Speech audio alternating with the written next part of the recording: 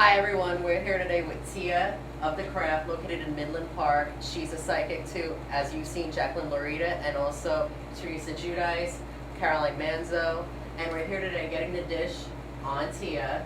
So let me begin with your story. I want to know, Tia, what's your background? When did you get into this? What interests you about, the whole spiritual realm? Anyone that would basically go into getting involved in it because they're seeking it, they don't really have what's called the gift. The gift is something that you have very young, probably the age of 3 it started with me. And it's something that you have to realize what is going on. It's a very confusing thing, it's a very frightening thing. And like I said, it picks you do not pick it. So when did you decide to make a career out of basically being a psychic? About 6-7 years ago, I'd gotten very sick and I almost died. And during the course of that time of being so close to death and feeling as ill as I was, I knew that there was another path for me that God had given me to go on. And this path that I was moving forward on was for me to use my gift that I kept quiet my whole life. And I finally came out of the closet. Well, I guess there are a lot of similarities there. Yes, there is, because when you have a gift and you're psychic, you worry about what people are going to think of you. You worry about, for us, we worry if people are going to believe us.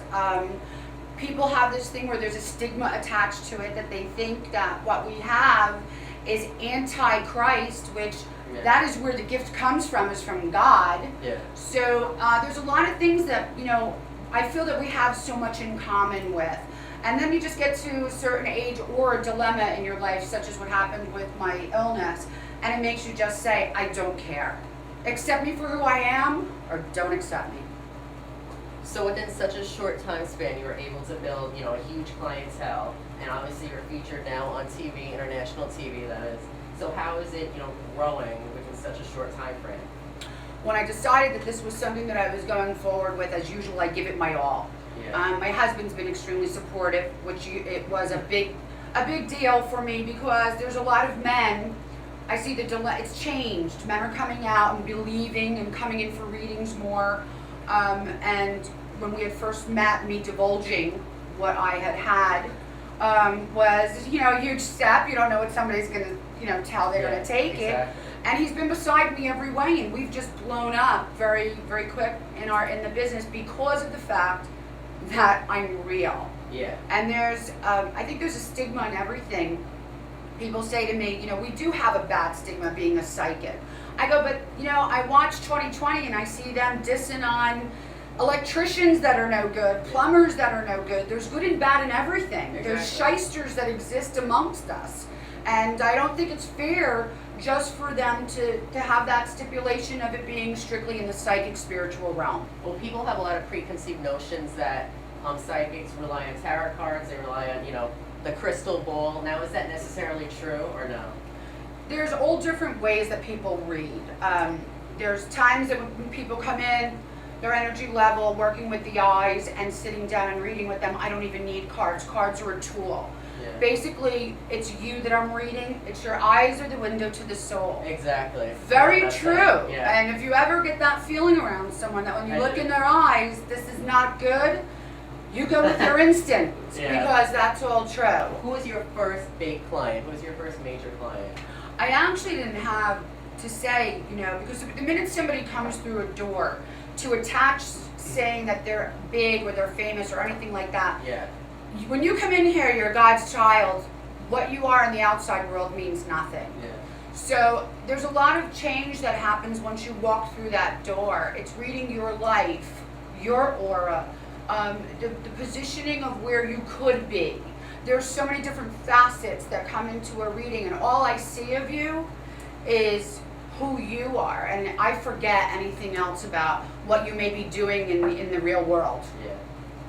So, was there one of the girls, did one of them come in first, and then she was blown away, and then she introduced you to her friends? How did I actually had the pleasure of meeting Jacqueline, who I adore. Yeah. And we just really truly clicked.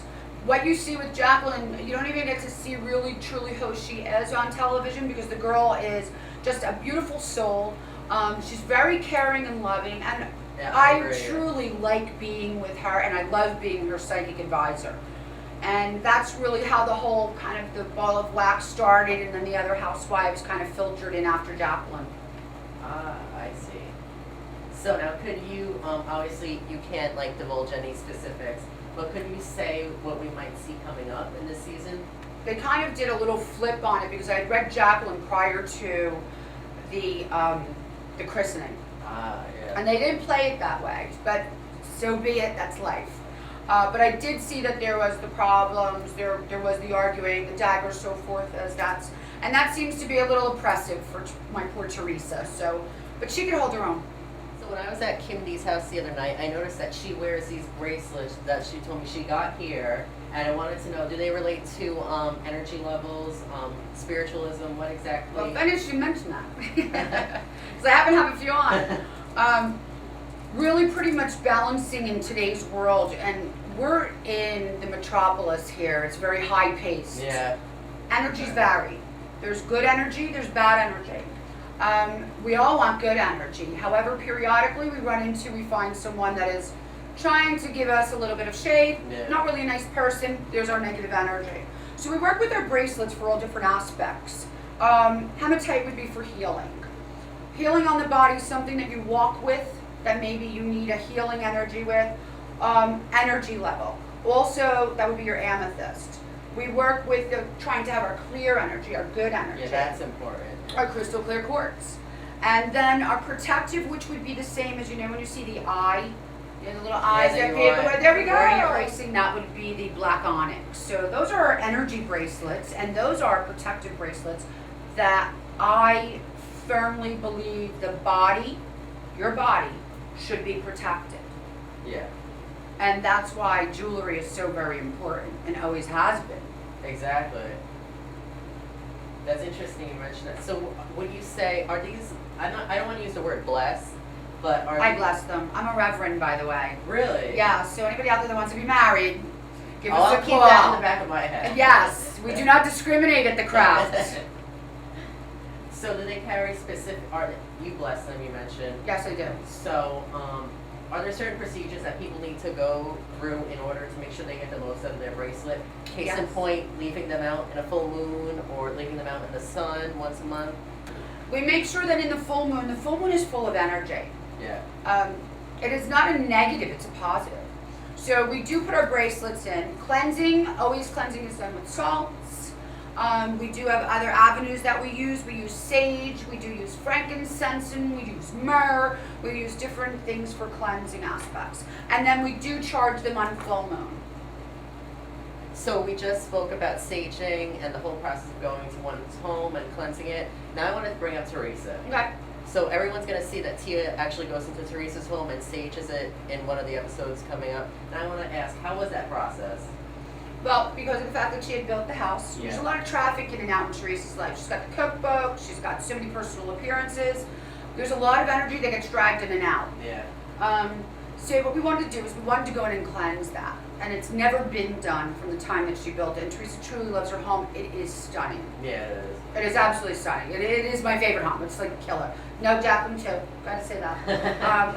But they all have beautiful, beautiful homes. And with a lot of traffic going through, I just felt it was a good idea that in protection, we protect people here. Yeah. This is a very protective space. So when we see something that's a little disruptive, something going on in someone's life that maybe we want to do a little coddling and make sure that their energy is okay and where they live. You sleep in that environment. Yeah. You must make sure where you lie your head down is a very protected, cleansed space. Do you think it's more important to cleanse the home that they just moved into because it's not their energy, it's not their history, it's not their memories? It's any property, because a lot of times what you have is you have old problems. That could have been a farmhouse that's knocked down, and you have a spirit that did not want to leave. Yeah.